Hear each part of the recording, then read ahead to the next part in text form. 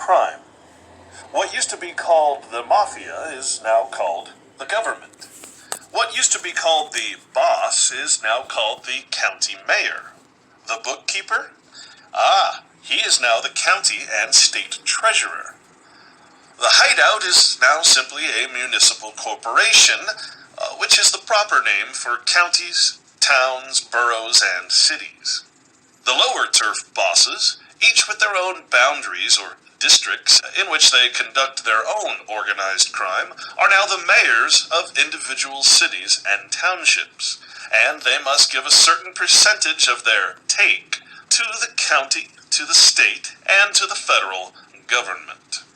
Instead of acting outside of or above the law, these organized criminals, mostly attorneys and financial opportunists, now write the laws which make their criminal activity perfectly legal. The Tommy gun has been replaced by the ballpoint pen. The thugs who used to come and collect protection money are now the municipal corporation police officers. No need to bury bodies in the desert anymore or to fit their victims with cement galoshes, for they can just legally take what property they desire and then assign you a life sentence in jail. Extortion has been renamed as taxation, and protection money has become known as property tax. These organized criminals have gone one step further, though, and created what is known as a district. Special districts, financing districts, special tax districts, special service districts, and, of course, school districts. As a state-created corporate entity, a special district is granted special financing authority by the boss of the state, the governor.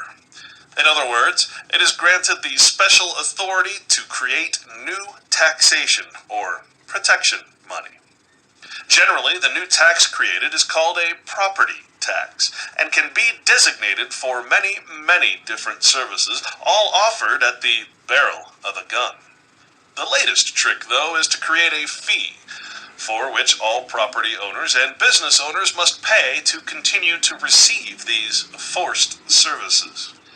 Education, sewer, electric, lighting, street cleaning, water, power, cable, telephone, internet, parks and recreation, reclamation, fire, and police, and so many other taxation districts.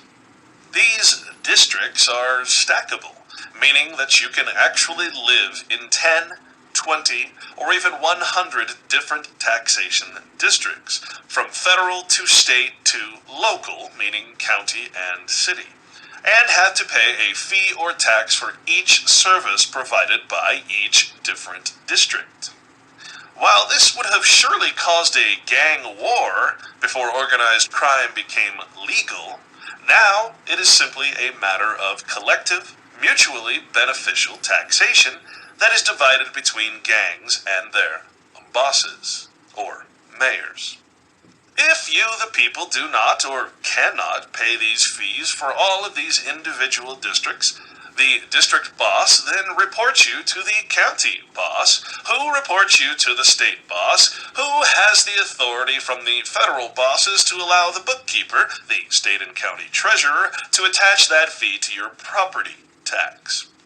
And if you still refuse or aren't financially able to pay this protection money at the barrel of a gun, called property tax, then the organized crime bosses send in the police thugs, the police officers of the corporation, and take your property for payment of your fee.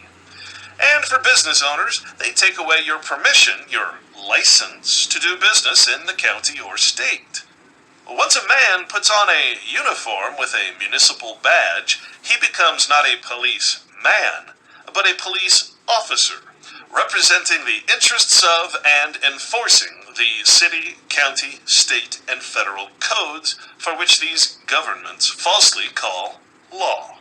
For true law is only that granted by the consent of the governed, of you, the people. Jurisdiction is defined for purposes of law as the power, right, or authority to interpret, apply, and declare the law. This is a heavy responsibility. When considering the fact that police officers have jurisdiction in their respective districts and municipalities, and when you take into consideration that the typical police officer is hired in their early 20s without the benefit of law school, or for that matter, little to no college education at all, this definition of jurisdiction becomes something of a frightening concept. The power, right, and authority to interpret, apply, and declare the law. Now that you understand what a district is, and that no matter where you live, you will be forced to pay this property tax as a property owner within the school district, whether you have kids or not, let's take a look at the legal crime and hidden wealth that permeates each school district across the country. For this, we simply bring up the Comprehensive Annual Financial Report, or CAFR, the full audit of government. A CAFR is the full and comprehensive historical accounting of the government. It is the real budget, which includes not only the current year's taxpayer assets and liabilities, but also, and very importantly, it includes the fund structure of government, including many investments that the typical taxpayer has no idea even exist. Now, this particular school district is called the Rim of the World, and is within the jurisdiction of San Bernardino County in the federally incorporated state of California. It is important to, first of all, understand that the annual budget report that is presented to the taxpayers for this school district is simply a carefully selected, smaller portion of the comprehensive or full report that is the CAFR. The budget report is what council members plan their yearly budgets around and how they decide to raise your taxes every year. Meanwhile, the CAFR remains hidden in plain sight. Very difficult to read for most normal people, and even for most accountants not in the know. In other words, the members of government in the lower positions of government offices have no idea how to read these CAFR reports either. Half don't even know they exist. This purposefully placed ignorance, though, definitely does not include the mayors or bosses of the corporate counties, and generally the city mayors as well.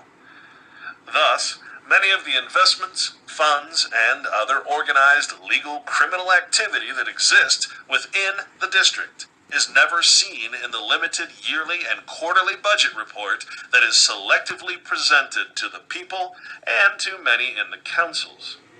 And the people are, year after year, fooled into believing that their school district, as well as their city, county, and state government, is in poor financial shape, and that they need to pay more property taxes, more general taxes, more sales taxes, more state taxes, more county taxes, more city taxes, and more fees for their districts.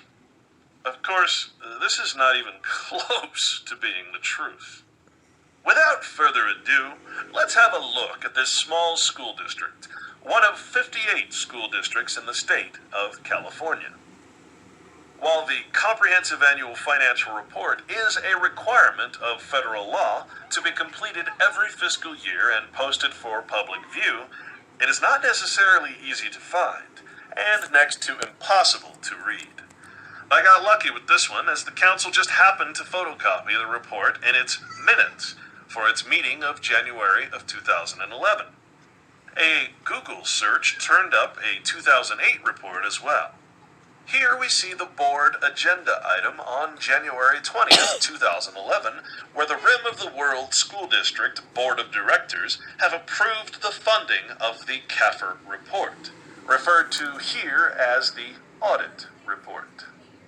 They have chosen the outside independent accounting and auditing firm of Vavrinick, Trine, Day and Company, a limited liability partnership corporation, to conduct this audit and complete the CAFR.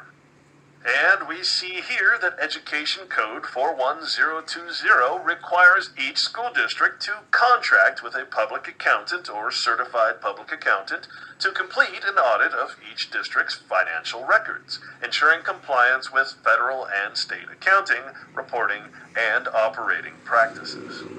And here we see the contract for that audit between Rim of the World School District and the Vavrinic, Trine, Day and Company accounting firm. It simply states that this agreement made and entered into this first day of July 2008 between the governing board of the Rim of the World's Unified School District of San Bernardino County, State of California, hereafter referred to as the District, and Vavrinic, Trine, Day and Company, Limited Liability Partnership, certified public accountants, hereafter referred to as the auditors. Now I'm going to skip most of this contract, but you're certainly welcome to read it, and I will leave the full versions up for that purpose. But we can see that this is a 3-year contract beginning July 1st, 2008 and ending June 30th, 2011, which covers the 2010-2011 CAFR. On page 2, it talks about the audit fees. It states that our standard hourly rates vary according to the degree of responsibility involved and the experience level of the personnel assigned to your audit. You will be obligated to compensate us for all time expended and to reimburse us for all out-of-pocket costs through the date of termination. The fee listed below is based on anticipated cooperation from your personnel, the assumption that unexpected circumstances will not be encountered during the audit, no significant changes in reporting format and or audit requirements, or significant changes in the operations of the district.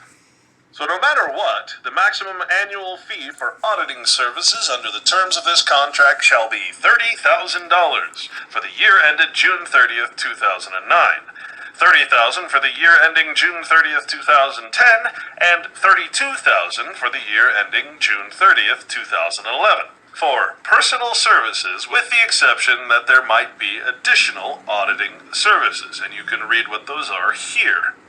Understanding, though, that there are over 230,000 individual governments within the United States, from state, city, county, local governments, districts, and everything else out there, and considering that $30,000 isn't very much compared to what most governments pay for these funds, we can see that just to pay for auditing all of these investments that government does is quite expensive to the taxpayer. That's you, by the way. And besides that $30,000, we can see the hourly charge that it takes to actually do these reports. Where we get into the $200 range for the year 2011, these guys are getting a raise of $7 or $8 each year, amazingly.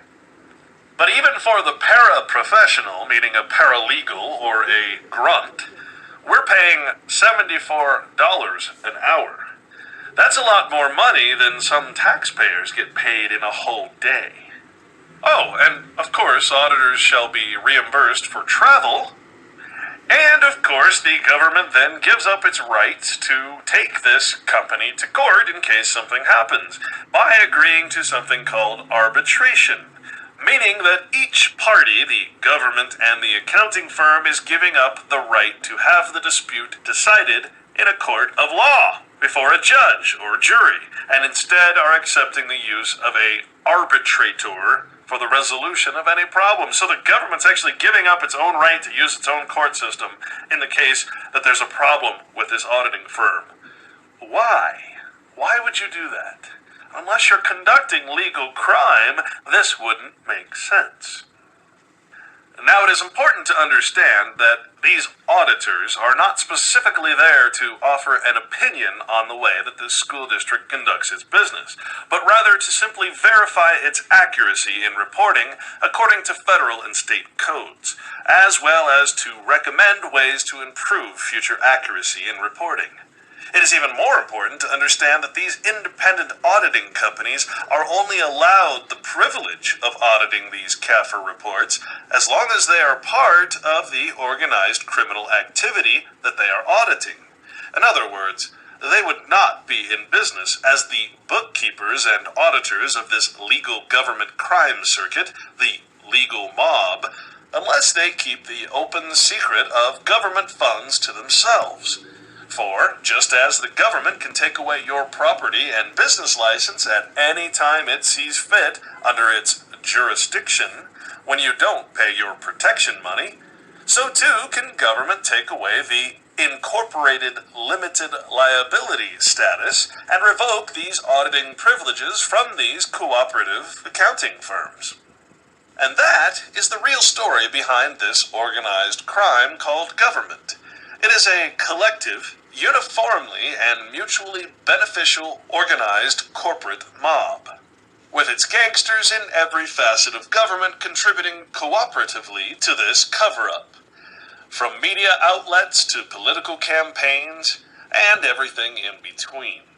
The players are either in on the game or compartmentalized enough to not know they are part of the game, something that is less commonly referred to as useful idiots or useful innocents, attributed to Soviet sympathizers during the time of the Bolshevik Revolution, propagandists for a government they do not understand. Compartmentalization can simply be defined as many individual people contributing from and benefiting from something, but never comprehending the full structure of what they work for. For instance, 1,000 different people can be working on 1,000 different mechanical parts of an unknown machine, but they are never told the purpose of their particular contribution and construction of their individual parts. But in the end, they've all unknowingly contributed and built the parts of a nuclear bomb. This is compartmentalization. And so, even as this board approves this audit report, only a few of them may actually understand the contents of that report. They only know it is a requirement of the corporation they work for, which is government.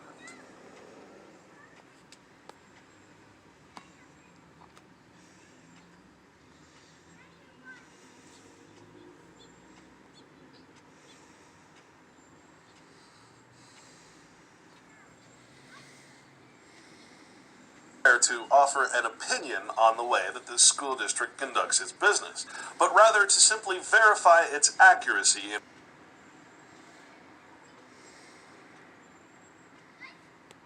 reporting according to federal and state codes, as well as to recommend ways to improve future accuracy in reporting. It is even more important to understand that these independent auditing companies are only allowed the privilege of auditing these CAFR reports as long as they are part of the organized criminal activity that they are auditing. In other words, they would not be in business as the bookkeepers and auditors of this legal government crime circuit, the legal mob, unless they keep the open secret of government funds to themselves. For, just as the government can take away your property and business license at any time it sees fit under its jurisdiction when you don't pay your protection money, so too can government take away the incorporated limited liability status and revoke these auditing privileges from these cooperative accounting firms. And that is the real story behind this organized crime called government.